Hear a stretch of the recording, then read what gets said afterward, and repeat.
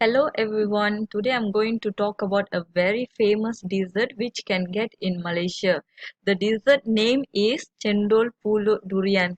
There is a lot of dessert you can get in Malaysia such as ais kacang, pandan cake, apam balik, kueh lapis and so on.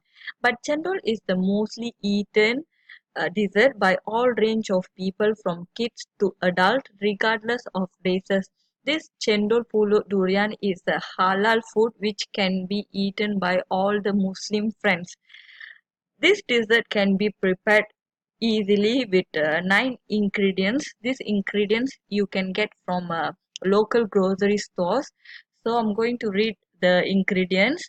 The first ingredients you need is durian, glutinous rice, Malay pandan jelly, red bean paste, corn, peanut, brown sugar, coconut milk, and ice.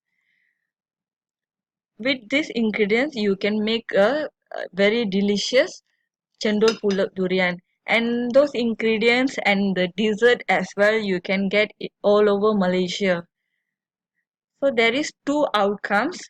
A student must know end of this lesson this presentation. The first one is student should able to know the origin of the chendol, and the second one is student should able to prepare it. Thank you.